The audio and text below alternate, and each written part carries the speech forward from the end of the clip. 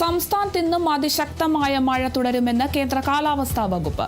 വടക്കൻ കേരളത്തിലും മധ്യ കേരളത്തിലും തീവ്ര മഴയ്ക്ക് സാധ്യതയുള്ളതിനാൽ 7 ജില്ലകളിൽ ഓറഞ്ച് മുന്നറിയിപ്പും മറ്റ് ജില്ലകളിൽ മഞ്ഞ മുന്നറിയിപ്പും പ്രഖ്യാപിച്ചിട്ടുണ്ട്. വിവരങ്ങളുമായി അപർണ കേസ് ചേരുന്നു. അപർണ, എന്തായാലും ഇന്നും അതിതീവ്ര മഴയ്ക്ക് സാധ്യതയുണ്ട് എന്നൊരു മുന്നറിയിപ്പാണ് കാലാവസ്ഥാ വകുപ്പിൽ നിന്ന് ലഭിക്കുന്നത്. എന്തൊക്കെയാണ് ജാഗ്രതാ നിർദ്ദേശങ്ങൾ, മുന്നറിയിപ്പുകളൊക്കെ എന്തൊക്കെയാണ്?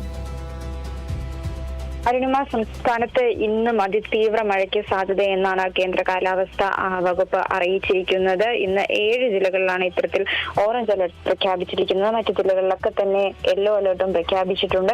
എന്തായാലും ശക്തമായ മഴ തന്നെ തുടരുമെന്നാണ് കാലാവസ്ഥാ വകുപ്പ് അറിയിച്ചിരിക്കുന്നത്. ഈ മഴ കനക്കുന്ന സാഹചര്യത്തിൽ ഇത്തരത്തിൽ മത്സ്യബന്ധനത്തിനുള്ള വിലക്ക് തുടരുകയാണ്. കൂടാതെ മഴയ്ക്കൊപ്പം അതിശക്തമായ കാറ്റിനുള്ള സാധ്യതയും പറയുന്നുണ്ട്. എന്തായാലും സംസ്ഥാനത്ത് വീണ്ടും മഴ ശക്തമായി തന്നെ തുടരുകയാണ്. ഇതുകൂടാതെ തന്നെ മലയോര മേഖലകളിലും മണ്ണിടിച്ചിൽ സാധ്യതയുള്ള മേഖലകളും ഒക്കെ പ്രത്യേക ജാഗ്രതാ നിർദ്ദേശങ്ങളും ഒക്കെ തന്നെ നൽകിയിട്ടുണ്ട്. കൂടാതെ തന്നെ പുഴകളിലടക്കം ജലനിരപ്പ് ഉയരാനുള്ള സാധ്യതയുണ്ട്. ഈ മേഖലകളിലുള്ളവർ ജാഗ്രത പാലിക്കണമെന്ന് അറിയിച്ചിട്ടുണ്ട്. വെള്ളക്കെട്ട് നിലനിൽക്കുന്ന പ്രദേശങ്ങളിലുള്ളവർ അവരും പ്രത്യേകമായ ജാഗ്രതാ നിർദ്ദേശങ്ങൾ അനുസരിച്ച് തന്നെ മുന്നോട്ട് പോകണം. ഏതെങ്കിലും ഒരു അപായ സാഹചര്യം ഉണ്ടായാൽ ഉടനടി തന്നെ ഇത്തരത്തിൽ സർക്കാർ ഏർപ്പെടുത്തിയിട്ടുള്ള ക്യാമ്പുകളിലേക്ക് മാറി താമസിക്കാനായിട്ട് ഈ ജനങ്ങൾ തയ്യാറാകണമെന്ന മുന്നറിയിപ്പും നൽകിയിട്ടുണ്ട്. എന്തായാലും സംസ്ഥാനത്ത് മഴ ശക്തമായി തന്നെ തുടരുകയാണ്. വരും ദിവസങ്ങളിൽ മഴ ശക്തമായി തന്നെ തുടരാനുള്ള സാധ്യതയുണ്ട്. എന്തായാലും ഇത്തരത്തിൽ ശക്തമായ കാറ്റിനുള്ള സാധ്യതയുള്ളതിനാൽ മത്സ്യബന്ധനത്തിന് വിലക്കേർപ്പെടുത്തിയിട്ടുണ്ട്. കൂടാതെ തന്നെ ഇത്തരത്തിൽ ഈ വിനോദസഞ്ചാര മേഖലകളിലേക്കുള്ള യാത്രകളും ഇപ്പോൾ പൂർണ്ണമായി തന്നെ ഒഴിവാക്കണമെന്നും അറിയിച്ചിട്ടുണ്ട്. ഇത്തരത്തിൽ ഉയർന്ന പ്രദേശങ്ങൾ അല്ലെങ്കിൽ ബീച്ചുകൾ പോലെയുള്ള സ്ഥലങ്ങളിലേക്ക് ഈ അവസരങ്ങളിൽ പോകരുത് എന്ന പ്രത്യേക നിർദ്ദേശങ്ങളും നൽകിയിട്ടുണ്ട് അരുണിമ. കൂടാതെ ഇത്തരത്തിൽ കേന്ദ്ര കാലാവസ്ഥാ വകുപ്പിന്റെയും കൂടാതെ ദുരന്ത നിവാരണ അതോറിറ്റിയുടെയും ഔദ്യോഗിക മുന്നറിയിപ്പുകൾ മാത്രം കണക്കിലെടുത്ത് വേണം മുന്നോട്ട് പോകാൻ. മറ്റ് വ്യാജ വാർത്തകൾ പ്രചരിക്കുന്നുണ്ട്, അവ കണക്കിലെടുക്കരുത് എന്ന കൃത്യമായി തന്നെ മുന്നറിയിപ്പ് നൽകുന്നുണ്ട്. അപർണ, ഇപ്പോൾ ഈ മലയോര മേഖലകളിലൊക്കെയാണ് ഇന്ന് തീവ്ര മഴയ്ക്ക് സാധ്യതയുണ്ട് എന്നത്, അത് മാത്രമല്ല ജാഗ്രതാ നിർദ്ദേശമൊക്കെ നൽകിയിട്ടുള്ളത്. അതോടൊപ്പം തന്നെ ഈ ഒരു വിനോദസഞ്ചാരികളൊക്കെ ഏറെ കൂടുതൽ എത്തുന്ന ഇടുക്കി ഭാഗങ്ങളിലോട്ടൊക്കെ നോക്കുകയാണെങ്കിൽ അവിടെ ഗതാഗത നിയന്ത്രണം എന്തെങ്കിലും ഏർപ്പെടുത്തിയിട്ടുണ്ടോ? അരുണിമ, തീർച്ചയായും ഇത്തരത്തിൽ മഴ കനക്കുന്ന സാഹചര്യത്തിൽ പ്രത്യേകമായി ഈ മലയോര മേഖലകളിലൊക്കെ തന്നെ മണ്ണിടിച്ചിൽ, മലവെള്ള പാച്ചിൽ സാധ്യതകളൊക്കെ തന്നെയുണ്ട്. ആ പ്രദേശങ്ങളിലേക്കുള്ള വിനോദസഞ്ചാരങ്ങൾ പൂർണ്ണമായും തന്നെ നിർത്തിവെച്ച രീതിയിലാണ് ഇപ്പോൾ ഉള്ളത്. എന്തായാലും ഇത്തരത്തിൽ വാഹനങ്ങൾക്കടക്കം നിയന്ത്രണങ്ങൾ ഏർപ്പെടുത്തിയിട്ടുണ്ട്. എന്തെങ്കിലും തരത്തിലുള്ള അപകടങ്ങൾ സൂചനകൾ ഉണ്ടെങ്കിൽ യാത്രകൾ പരമാവധി ഒഴിവാക്കുവാനും ഇത്തരത്തിൽ അധികൃതരുടെ ഭാഗത്തു നിന്ന് മുന്നറിയിപ്പ് നൽകുന്നുണ്ട്. ശരി, വ്യക്തമാണ്. എന്തായാലും സംസ്ഥാനത്ത് നിന്നും അതിശക്തമായ മഴയുണ്ടെന്നാണ് കേന്ദ്ര കാലാവസ്ഥാ വകുപ്പ് മുന്നറിയിപ്പ് നൽകുന്നത്. വലിയ രീതിയിലുള്ള ജാഗ്രതാ നിർദ്ദേശങ്ങളൊക്കെ നൽകുന്നുണ്ട്. പരമാവധി അനാവശ്യ യാത്ര ഒഴിവാക്കുക, ഗതാഗത നിയന്ത്രണങ്ങളൊക്കെ ഏർപ്പെടുത്തിയിട്ടുണ്ട്. വടക്കൻ കേരളത്തിലും മധ്യ കേരളത്തിലും ഒക്കെ തീവ്ര മഴയ്ക്ക് സാധ്യതയുണ്ട്. 7 ജില്ലകളിലാണ് ഓറഞ്ച് മുന്നറിയിപ്പും ഒക്കെ പ്രഖ്യാപിച്ചിരിക്കുന്നത്. അതുകൊണ്ട് തന്നെ വലിയ രീതിയിൽ ജാഗ്രത പാലിക്കണം. മഴക്കെടുതികളൊക്കെ ഉണ്ടാകാനുള്ള സാധ്യതയുണ്ട്.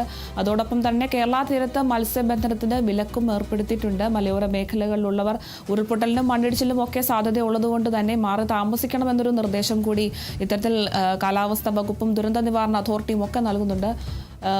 കൂടുതൽ വിവരങ്ങൾ നൽകിയത് അപർണ കേസ്.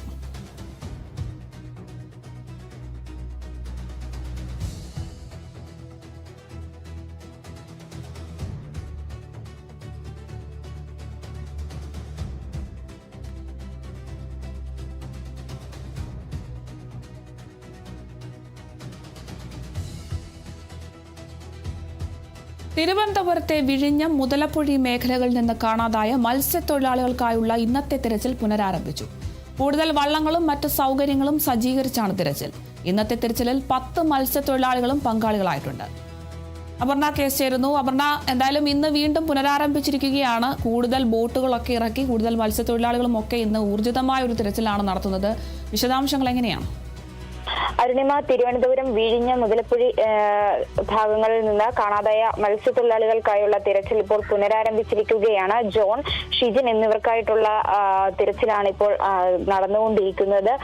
കഴിഞ്ഞ മാസം 31-ാം തീയതിയാണ് ഇത്തരത്തിൽ വിഴിഞ്ഞത്തു നിന്നും മുതലപ്പൊഴിയിൽ നിന്നും മത്സ്യബന്ധനത്തിന് പോയ 2 ബോട്ടുകൾ അപകടത്തിൽപ്പെട്ട് 4 മത്സ്യത്തൊഴിലാളികളെ കാണാതായത്. അതിൽ 2 പേരുടെ മൃതദേഹങ്ങൾ നേരത്തെ തന്നെ കണ്ടെത്തിയിരുന്നു. ഇനി കണ്ടെത്താനുള്ളത് ജോൺ, ഷിജിൻ എന്നിവരെയാണ്. ഇവർക്കായുള്ള തിരച്ചിലാണ് ഇപ്പോൾ നടന്നുകൊണ്ടിരിക്കുന്നത്. ഇന്നലെ ഷിജിന്റെ കുടുംബം ഇത്തരത്തിൽ കോസ്റ്റൽ പോലീസ് സ്റ്റേഷന് മുമ്പിൽ കുത്തിയിരുന്ന് പ്രതിഷേധിക്കുന്ന ഒരു സാഹചര്യമൊക്കെ ഉണ്ടായിരുന്നു.